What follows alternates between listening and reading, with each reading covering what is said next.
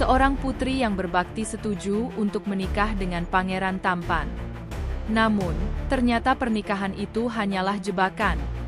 Keluarga kerajaan justru berniat menjadikannya tumbal untuk membayar hutang mereka di masa lalu. Oke gengs, duduk santai, pegang camilan, karena yang mau kita bahas kali ini, nggak akan bikin kamu bisa duduk tenang.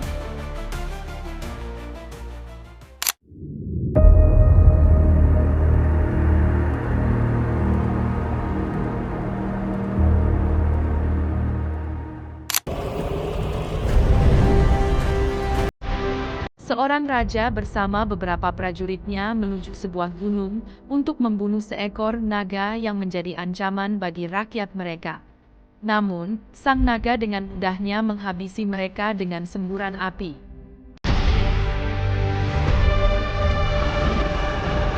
Ratusan tahun kemudian, seorang putri kerajaan bernama Lodie sedang mengangkut kayu bakar bersama adiknya yang bernama Putri Floria.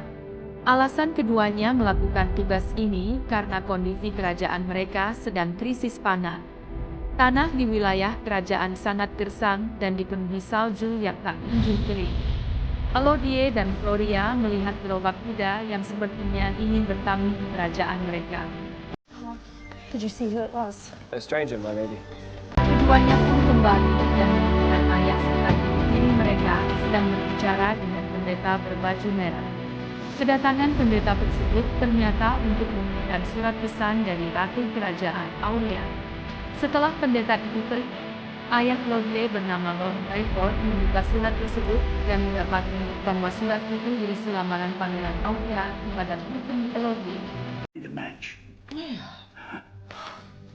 Apabila Elodie menerima lamaran tersebut, maka Kerajaan Aurea akan memberi imbalan harta kekayaan kepada Kerajaan Byford.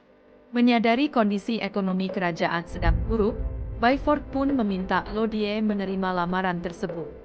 Elodie pun menerimanya dengan terpaksa. Keesokan harinya, Floria, Elodie, dan Byford berangkat menggunakan kapal menuju kerajaan Aurea yang terletak di sebuah hutan. Setelah menempuh jalan ke kota, mereka akhirnya sampai di wilayah Pulau Aurea.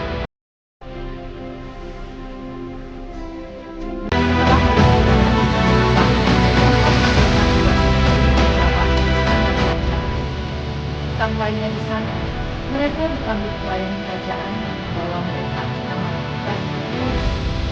Pelayan itu memberitahu Elodie bahwa besok pagi akan mengunjungi mata pangeran. Elodie sendirian pergi ke jendela menara dan tak sengaja melihat seorang gadis bernama Elose berada di menara sebelah dengan tatapan penuh penyesalan. Di malam harinya, Elodie tidak bisa tidur karena masih penasaran dengan wajah Pangeran Henry. Ketika Elodie melihat pemandangan hutan Aurea melalui jendela, tiba-tiba ia melihat di kaki gunung. Elose mengaku kalau ia tidak bisa tidur karena memikirkan kakaknya yang sebentar lagi akan menikah. Keesokan harinya, Elodie menghadap Ratu Isabelle yang secara langsung memperkenalkan Elodie dengan putranya Henry agar keduanya saling kenal. Ratu Isabelle sengaja meminta Henry untuk mengajak Elodie jalan-jalan ke taman. Di sana, Elodie nampak senang melihat ketampanan Pangeran Henry, namun Henry terlihat biasa saja. Hold on, it's a maze, isn't it? I hope that you... Henry kemudian mengajak Elodie berkuda melintasi taman. Saat mereka menikmati pemandangan, Elodie mengatakan kalau semalam ia melihat cahaya di pegunungan. Henry pun menjelaskan bahwa kerajaannya masih memiliki ritual tahunan yang mana akan terhubung ke pernikahan di setiap keturunan kerajaan Aurea. Depends on what you want to see. Everything. Sementara itu di istana, ibu tiri Elodie baru saja melihat Byford dan Isabelle berbicara tentang imbalan harta. Ia pun menanyakan masalah pernikahan Elodie kepada Byford, namun Byford menolak untuk membahasnya dan mengatakan bahwa Ratu Isabelle akan tetap memberi harta imbalan yang melimpah kepada kerajaan mereka. Merasa ada yang aneh dengan perjanjian tersebut, ibu tiri pun pergi menemui Isabelle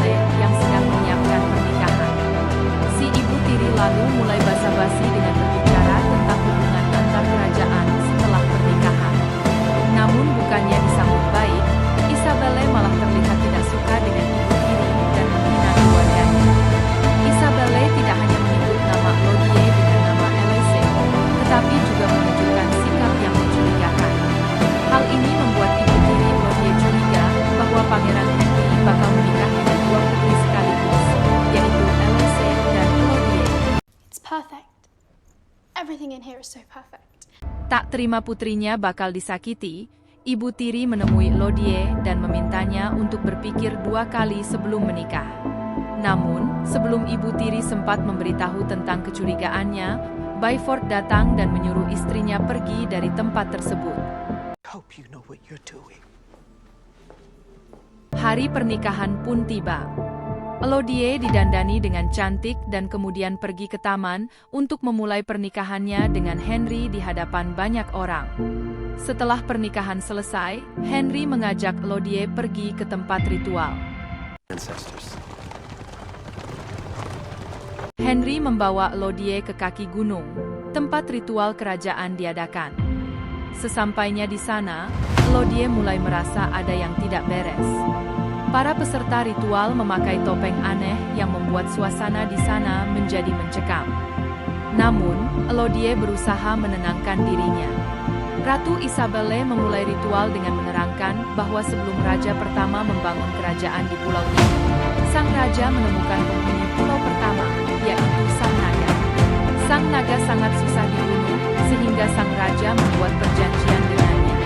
Perjanjian itu berupa menyerahkan ketiga putri raja kepada sang naga, agar naga itu mau memberikan setengah pulaunya untuk kerajaan Aurea.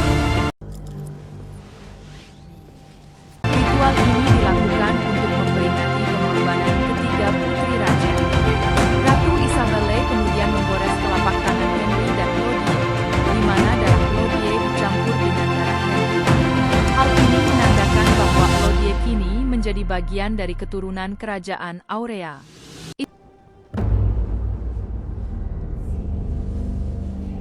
Isabelle kemudian meminta Henry menggendong Elodie melintasi jembatan jurang sebagai syarat ritual. Namun, saat Henry berada di tengah jembatan, dia secara tiba-tiba melempar Elodie ke jurang. Terungkaplah bahwa ritual ini adalah ritual pengorbanan. Elodie mencoba melawan jurang, tetapi dinding jurang terlalu lemah. Elodie pun berteriak minta tolong, tetapi teriakannya malah membangunkan sang naga. Saat itu juga, Elodie melihat banyak sekali permata, yang artinya sudah ada banyak korban yang dijadikan tumbal. I am the sacrifice. I am the sacrifice. Elodie dikejutkan dengan cahaya api yang muncul di dalam gua. Ia pun mendekati sumber cahaya tersebut, yang ternyata berasal dari burung walet yang terbakar. Tak lama kemudian, tiba-tiba ribuan burung yang terbakar terbang dan jatuh berhamburan di hadapan Elodie. Hal ini membuat Elodie penasaran mengapa burung-burung tersebut terbakar. Saat Elodie menyebut nama ibu, sesosok naga tiba-tiba muncul mendekati Elodie. Naga itu ternyata bisa berbicara. Naga itu memberitahu Elodie bahwa kerajaan Aurea memiliki hutang, di mana setiap generasi kaum Aurea harus menumbalkan putrinya kepada sang naga. Sang naga juga mengungkapkan bahwa setiap wanita yang dikirim ke gua ini memiliki bau darah bangsawan Aurea. Tetapi sebenarnya bau tersebut disebabkan tercampurnya darah keturunan bangsa Aurea dengan korban. Sang naga kemudian mulai memburu Elodie dengan hembusan angin. Namun, Elodie berhasil menghindar dan masuk ke dalam terowongan gua. Di sanalah Elodie menemukan mayat Elose, yang artinya Elose menjadi korban sembunyi. Meskipun berhasil lolos, pinggang Elodie terkena api dan luka bakar. Elodie kemudian menyalakan lampion kecil dan mulai menjelajahi gua kecil tersebut. Elodie menemukan sumber mineral berwarna biru. Namun, mineral tersebut terletak di seberang jurang yang jaraknya sekitar 2 meter. Elodie melompat melewati jurang dan hampir saja jatuh terpeleset. Setelah melewati jurang, Elodie mendapati bahwa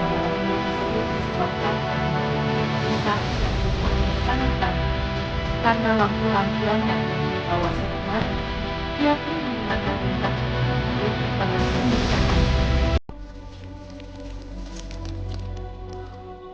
Elodie yang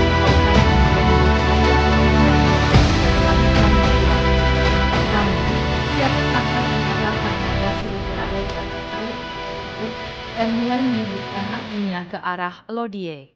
Beruntungnya, Elodie berhasil lolos dengan masuk ke dalam ruang gua yang lain. Like all the others. Di ruangan inilah Elodie menemukan puluhan baju korban sebelumnya dan daftar nama-nama para korban, termasuk Putri Victoria dan Guinevere. Elodie kemudian memutuskan untuk beristirahat di ruangan tersebut. Sayangnya, Elodie tidak bisa tidur karena dihantui oleh para korban yang menyebutkan bahwa bangsa Aurea telah berbohong. Di saat itulah Elodie terbangun dan mendapati bahwa luka bakar di kakinya dikerumuni oleh lintah biru. Ketika Elodie menyingkirkan lintah tersebut, ternyata lintah itu menyembuhkan luka bakar Elodie dengan sangat cepat. Elodie pun menempelkan lintah itu ke luka di tangannya dan benar saja, dalam hitungan detik luka Elodie langsung sembuh. For underestimating you. Setelah itu, Elodie menemukan peta gua yang dibuat oleh Victoria. Artinya, Putri Victoria berhasil lolos dari gua ini. Tanpa pikir panjang, Elodie pun mengikuti peta tersebut dan sampailah ia di lubang gua yang dikelilingi oleh batu kristal. Selain itu, Elodie juga menemukan mahkota Victoria dan menggunakan mahkota tersebut memanjat lubang tersebut. Saat sedang memanjat, tiba-tiba sang naga muncul dari bawah. Hal ini membuat Elodie hampir terjatuh, namun Elodie tak menyerah. Sampai akhirnya ia tiba di lubang keluar gua. Akan tetapi, ketika Elodie pergi ke mulut gua, ternyata jalannya buntu. Elodie sekarang berada di puncak gunung. Di saat itu juga, Elodie melihat ayahnya dan ia mengakhiri untuk menyelamatkan. Ketika Elodie bersedia kepada ayah, sang naga datang. 3 or take.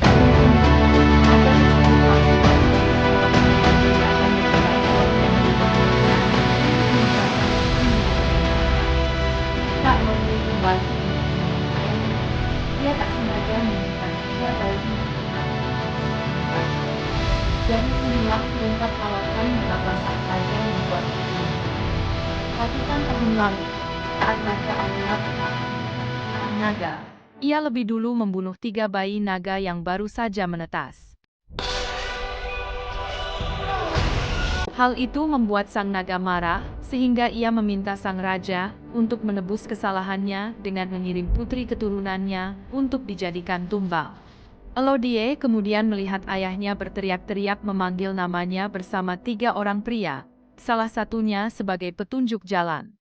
Tak lama kemudian, tiba-tiba sang naga datang dan membunuh 2 prajurit, sedangkan pria petunjuk jalan memilih bersembunyi. Byford lalu mencoba melawan naga tersebut, tapi tentu saja Byford bukan tandingannya. Byford dapat dengan mudah dikalahkan. Saat sang naga menusuk tubuh Byford dengan kukunya, Elodie tak sengaja menimbulkan suara, sehingga naga tersebut mencari Elodie yang bersembunyi di balik pilar. Untungnya, sebelum naga itu menemukan Elodie, ia terpancing oleh suara pria petunjuk jalan. Elodie menghampiri ayahnya yang sedang sekarat. Sang ayah lalu meminta Elodie untuk naik ke atas sebelum akhirnya ia meninggal. Setelah sang naga membunuh petunjuk jalan, ia melihat Elodie yang sedang naik ke atas pegunungan menggunakan tali. Ia pun menyemburkan apinya ke arah Elodie, tetapi Elodie berhasil lolos dan segera pergi melarikan diri dengan menaiki kuda. Kaburnya Elodie membuat sang naga marah karena baru pertama kalinya ada korban yang berhasil selamat. Ia lalu membakar seluruh wilayah hutan, yang membuat Ratu Isabelle menyadari Elodie berhasil selamat. Isabelle pun menculik Floria dan akan menjadikannya sebagai pengganti Elodie. Keesokan harinya, Elodie yang sedang bersembunyi di balik batu bertemu ibunya yang memberitahu bahwa Isabelle membawa Floria ke gunung. Tanpa pikir panjang,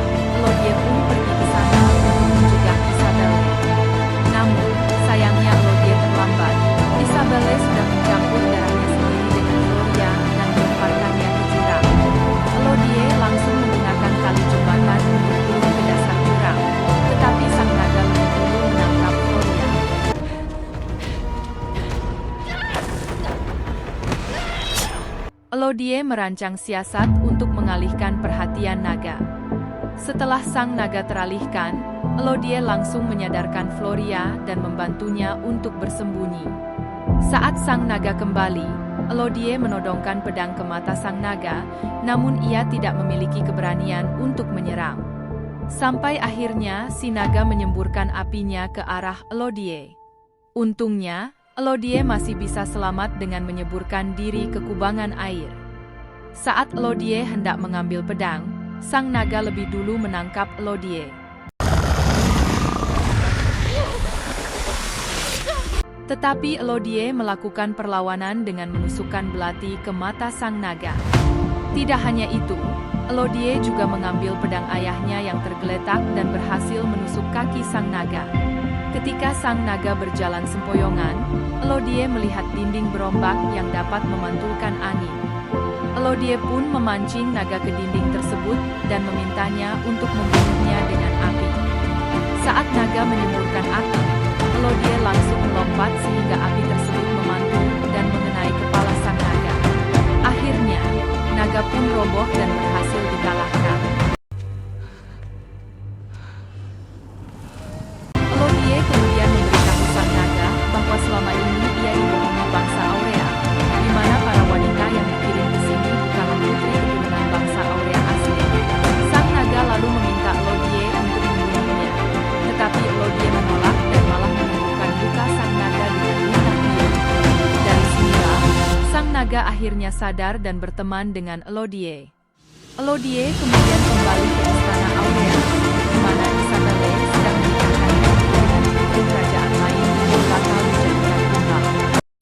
I had no choice. Don't you dare explain. Elodie lalu mendekati sang putri dan memintanya agar segera pergi sambil membawa keluarga. Tidak hanya itu, Elodie juga memilih orang-orang yang bukan keturunan Aurea untuk pergi meninggalkan istana. Saat itu juga, sang naga muncul dengan api penuh amarah. Sang naga menyemburkan api membakar Isabelle dan seluruh keluarganya. Ia juga membakar seluruh istana Aurea hingga luluh lantak. Di hari berikutnya, Elodie, Floria, dan ibu tiri kembali ke kerajaan bersama sang naga yang terbang mengiringi kapal mereka.